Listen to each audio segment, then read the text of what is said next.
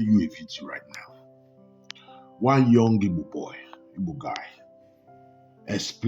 tell us the 5 mistakes Nnamdi Kanu makes that destroy everything. Although the Biafra was buried with Ojukwu, Biafra died with Ojukwu. Biafra can never materialize. Ojukwu know that. But these kids, Nnamdi Kanu, these ignorant kids, Nnamdi Kanu is part of these ignorant kids running around. There was little hope for Nnamdi Kanu to make something good out of this Biafra agitation rubbish. He blew it. You remember that video? Let me play you that video first. To do is to hold our Igbo leaders accountable first. Instead of before going to Buhari, then let's hold them accountable so that they can pay salaries and pay pensioners, pay things. You understand? That was not proposal. So I wrote it. Some people liked it. He carried me to Nnamdi Kanu, and I saw them in his presence. His father was there as at that time. His father was there. Nnamdi Kanu's father was still alive that time. He was there. So he was sitting down. Do you know that as at that time, Nnamdi Kanu was not even sitting on the throne of his father. Not even his father now. Not Nnamdi Kanu now sits on the throne of his father, and the father will sit by the side. As in that was like a humiliation to Afari Bokus. As in that was so bad.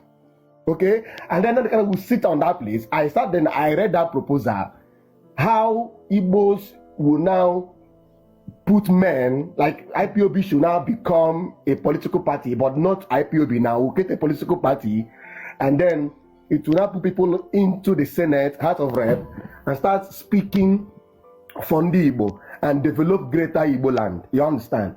This man shouted at me, almost wanted to slap me and told me that I'm a fool to think that this guy, that is what he came here to do. And who brought this idiot here? Go there, beat him up. So those people grabbed me and started slapping me at the back and went to the back. That is what Nnamdi Kanu would have done. Turn this IPOB thing into a political party. Him himself will contest as a governor. Since he feels he's the one who knows it all. He's not Africa, he's not black. He's the most intelligent black man on earth. To prove that yes, he is really intelligent, he would have turned this IPOB nonsense into a political party because he was really gaining support, you know.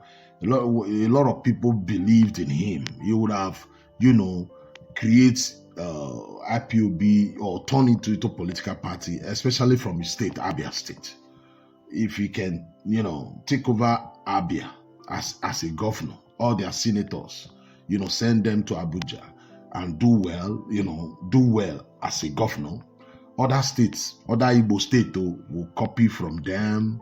They'll begin to push the political party to other states. You know, they have 5 states. Before you know it, they will have 15 senators who can stand up there at the Senate and say Igbo want to go. By then, the people will believe in them because they will perform what they are doing. People, okay, if we not have our country, you know, these things will be better. But he blew it. You know, I posted a video here a few weeks ago. He said he knows it is their representative, Igbo representative, their senator, those in House of Representatives, they are the one who's supposed to go to the House of Senate. He explained everything to say Igbo want to go. But he said he chose the path of destruction. I shared the video here. Okay, let's talk about Sowore now. Let me play a video of Sowore. Buhari is dead and buried in a shallow grave in Saudi Arabia. Aisha Buhari was there. She came back from what they call the lesser Hajj. She was wearing black. She was mourning. If you look at the pictures that were circulated at that point in time, you will see the smug, or should I say, the forlorn faces of northern governors. A minute silence was held at the AU for a late Buhari.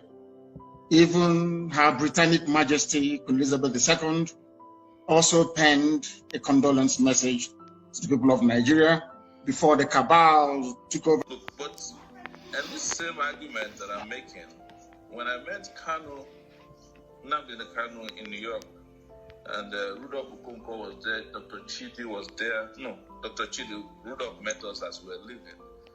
It's the same thing I told him. I said, look, you are promoting this theory that Buhari is dead, and that the person there is Jubril. Now, Kanu has moved from Jubril of Sudan to another Yakubu something, Kanu is a very interesting friend of mine. I think Kanu does that to feed his base. He knows. Don't get me started. I don't want them coming at me. I just did something, Now, we don't have to open so our worried. ears. When Nnamdi Kanu foolishly pushing these lies, this propaganda that Jubril, Buhari died and buried in where? In Sudan. You refuse to accept that lies. When many people, many Nigerians were behaving foolishly, you are one of those I respect who refuse. I have to play this video. I have to go and dig up this video now. You refuse to buy that rubbish because you know it is absolutely rubbish for somebody. That shows how foolish and stupid Nnamdi Kanu can be. It means lies, propaganda, everything. How can somebody who believe in lies, who believe in propaganda, he believe the more he can turn blue to red just because he can cry and force lies on people, and he will succeed at the end of the day. He will be a happy man. You refuse, but I don't know why you are into this protesting now. Somebody like me, when you add lies, when you add the propaganda like Obi from PDP to Labour, no problem. Problem in Labour, you decamp from Labour to go and form coalition with people who kick you out of PDP.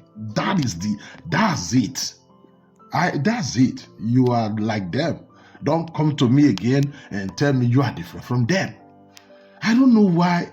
I don't know the way I reason things, whether it is that's me for you. When you are fighting for freedom with lies, when you do it with lies, that's the end. That's the end. Light and darkness cannot meet. Night and day cannot meet. You know why I'm laughing? Because this is who I am. That's how I run things. Okay, let me play you the 5 mistakes Nnamdi Kanu make. Why is somebody talking about Nnamdi Kanu's 5 worst mistakes? And the 5th one is one of the biggest problems we are facing in Igbo land. Before I go on, let me make this clear. This video is not an attack, but a mirror for we Ndi Igbo to reflect on. Many see Mazi Nnamdi Kanu as a freedom fighter, even a messenger of God. But admiration must not blind us from truth. No man is above error, and if we do not study his mistakes, we risk repeating it in our cultural journey. The first one is moving away from the dream of the founding fathers. ipob was founded by Dr. Dozie Ikedife and 3 others with a patient strategy. Long-term diplomatic rapprochement towards an independent Igbo nation. These statesmen did not expect to see the nation in their lifetime, so they sought younger Igbo to carry the diplomatic struggle. This is how Nnamdi Kanu and others entered the picture. But since Dr. Ikedife passed in 2018 and leadership rested firmly with Nnamdi, the movement shifted far from its founding spirit. ipob under him abandoned diplomacy, embraced inflammatory rhetoric, and was eventually banned and tagged a terrorist organization by the federal government of Nigeria. Secondly, inability to turn ipob into a political movement. Between 2015 to 2018, ipob reached its peak of acceptance amongst Ndi Igbo. Many respected personalities advised Nnamdi Kanu convert this momentum into a political party so that you can bargain with the Nigerian state. He bluntly refused, calling it a betrayal of the cause. It was told a referendum would only be possible if pushed through National Assembly. He still refused. Today, ipob has no referendum, while parts of Aligbo has become ghost towns.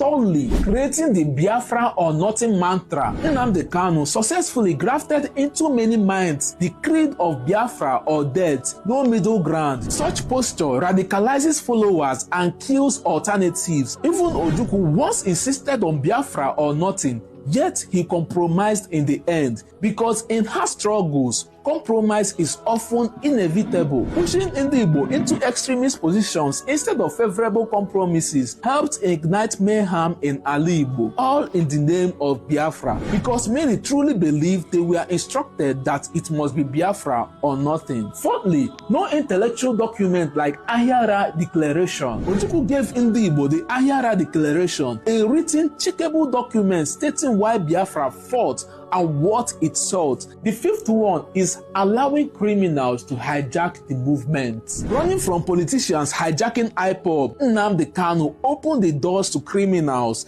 The brand became a cover for theft, kidnapping, jungle justice, and mayhem. Without a strategic arm to train and educate volunteers, the struggle became an all-comers affair. Anyone who can shoot a gun can claim to be a freedom fighter. Now, here is the shameful descent. It is painful that a movement that began under an intellectual is now associated with some mentally unstable opportunists masquerading as liberators. Now, before you come for me, this is not hatred, it is a call for maturity. If Ndi Igbo will move forward, we must separate charisma from strategy, emotion from institution, noise from nation building. Heroes are humans. Movements need brain, not just bravery. Tell me what you think about this Nnamdi Kanu's mistakes in the comment section. Outside story.